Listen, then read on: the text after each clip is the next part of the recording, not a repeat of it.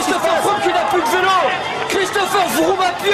Mais quelle image du Tour. Bon, en ce moment il n'y a pas de course, du coup il faut qu'on trouve des sujets de conversation, hein, n'est-ce pas Guillaume? Ouais, il faut bien, mais on a ce qu'il faut, ça va. Ouais, c'est ça. Bon, on approche du mois d'août et forcément on entend pas mal de rumeurs de transfert en coulisses, hein, ça travaille beaucoup, avec la période actuelle en plus, ça complique le travail notamment de certains agents. Et pour en parler avec nous, on reçoit un ancien coureur bien connu, devenu agent, Christophe Lemével. Bonjour Christophe. Bonjour. Salut Christophe. Merci beaucoup d'être invité de Vélo Podcast. Je te présente un peu, pour ceux qui ne te connaissent pas, ils ont tort déjà, puisque tu es un ancien coureur des années 2000, début 2010. Tu es passé par la FDJ, la Cofidis et aussi l'équipe américaine Garmin pendant un an. Ma première question, en fait, elle va être un peu liée à l'actu, parce qu'on parle beaucoup d'un départ de Romain Bardet en ce moment, de chez AG2R La Mondiale, pour une équipe étrangère. Alors on parle beaucoup de Sunweb. Toi qui as fait l'expérience, tu lui conseillerais quoi? Alors Romain, il est déjà très très intelligent. S'il va chez Sunweb, c'est qu'il aura bien réfléchi. Je suis pas son conseiller personnel malheureusement, je suis pas son agent. Non, mais je pense qu'il parle déjà très très bien anglais. Moi, je suis arrivé chez Garmin, je parlais pas beaucoup anglais et c'est aussi été un facteur pour moi déclenchant de ce départ chez Garmin, parce que je vais utiliser le vélo aussi à la bonne escient pour l'avenir.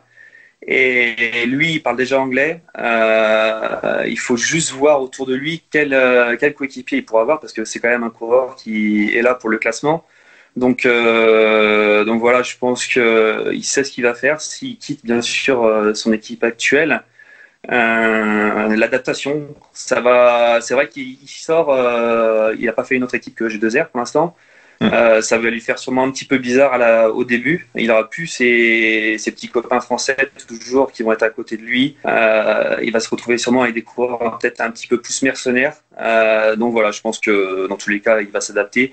Et je sais que s'il part là-bas, ce sera mûrement réfléchi. Ça voudrait dire qu'il aura fini un cycle dans son équipe actuelle. Et je pense s'il part, ce sera réellement pour rebondir après l'année dernière. Comment on devient agent dans le cyclisme? Parce qu'on connaît bien les agents dans le football, tout ça, ce milieu un peu, il y a un peu de requin comme on appelle. Dans le cyclisme, comment ça se passe quand on a un ancien coureur notamment? Raconte-nous un peu. Non, mais c'est pareil. Hein. On a, bon pour être agent dans le football et pour être agent dans le cyclisme, c'est exactement pareil. On doit passer à peu près les mêmes diplômes. Le diplôme de base déjà, et après bien sûr on se lance vers la FFC, vers autrement la fédération de football, et après l'instance internationale. Justement, j'étais tout à l'heure au téléphone avec le président de la commission des agents de football de la Ligue française. C'est un ami à moi. On a un petit peu discuté justement du milieu dans le football. Pour moi, on n'est pas dans le même secteur d'activité. Nous, on accompagne énormément les coureurs. On est là vraiment pour les accompagner.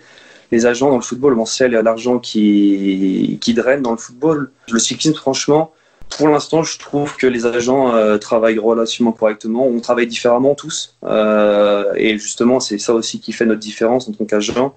Et le coureur peut choisir, je pense, tranquillement. Juste pour les négociations de transfert. Alors, c'est assez curieux parce que le cyclisme, c'est un peu un monde qu'on ne connaît pas au niveau des transferts, parce qu'on souvent on dit un coureur part en fin de contrat là ou quoi, mais ce travail il se fait vraiment en amont, non Christophe? Parce qu'il y a une différence, enfin faut le dire quand même, c'est que on voit très peu de transferts entre équipes. Il faut attendre que le coureur arrive à la fin de son contrat pour qu'il signe dans une autre équipe, alors qu'en football, le montant des transferts c'est aussi le nombre d'années qui restent sur le contrat du joueur. Par exemple, je sais pas si Ronaldo part, on rachète ses 2 dernières années de contrat pour le faire venir. Alors c'est vrai qu'en vélo, réellement, entre guillemets, on n'a pas de transfert. Il y en a peut-être un qui va se faire, là, que j'ai pu voir sur les sites, mais réellement, on n'a pas beaucoup de transferts. Il y a eu Juan Denis qui était parti de chez Garmin à l'époque pour aller chez BMC en cours de contrat. Donc ça, c'est un transfert, mais il y en a très très peu. Et c'est un petit peu, je pense, différent dans le football. On n'a pas justement les agents dans le football, justement, voilà, il y a un truc, c'est que eux, ils touchent la commission d'agent pour le contrat du coureur, mais ils touchent aussi une commission qui est souvent plus grosse par rapport aux indemnités de transfert. Nous, on n'a pas ça dans le vélo. C'est très, très peu commun. Même Juan Denis, je pense qu'il n'y a pas eu d'indemnité de transfert quand il est parti d'une équipe à l'autre. L'équipe a accepté en aval avec la BMC. Après, le coureur a accepté cet échange. Et ça s'est fait, entre guillemets, bien et entre copains, quoi. Parle-nous un peu de ce futur marché des transferts qui arrive. Il y a le coronavirus qui est passé par là. Clairement, il y aura des équipes qui vont laisser pas mal de coureurs sur le carreau. Sans citer vraiment de clients, comment ça se passe pour toi en tant qu'agent en ce moment? Moi, en fait, pour moi, je touche du bois. Ça se passe relativement bien. Alors j'avais très très peur. Je ne vais pas vous cacher. Il y a 2 mois de ça, quand toutes les nouvelles négatives s'accumulaient. Voilà, moi j'étais totalement aussi avec les œillères. J'arrivais pas à voir les managers. Les managers sûrement n'arrivaient pas à voir leurs partenaires. On était tous un petit peu vraiment dans le flou.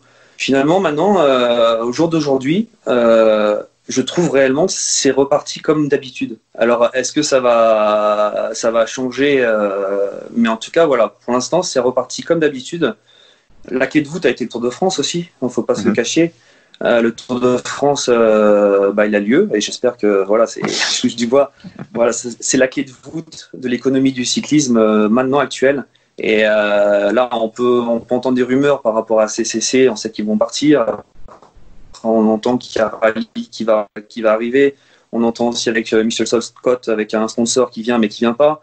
Il y a des rumeurs de tractation, mais finalement, c'est tous les ans pareil, à la même période. Ça t'aide ou pas d'avoir été un ancien coureur au niveau de tes clients, du coup, des coureurs que tu conseilles? Alors, oui, bien sûr, ça m'aide. Et je pense que par rapport aux coureurs, l'expérience que j'ai pu vivre sur les 15 dernières années peut être importante pour eux.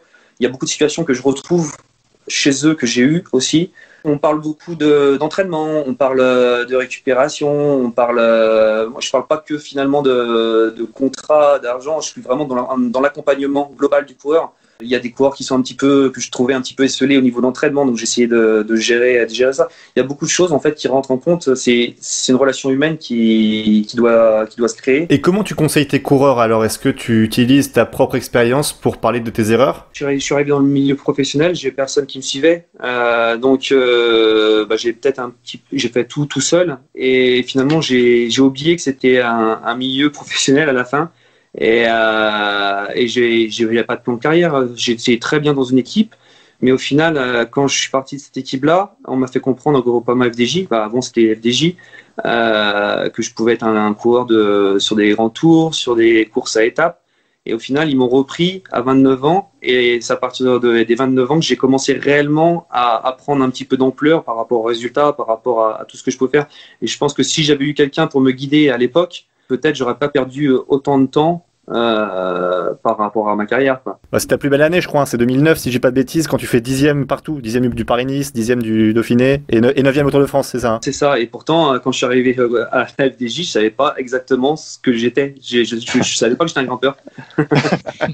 Merci beaucoup Christophe d'avoir été avec nous. Merci Christophe. De rien, merci à vous.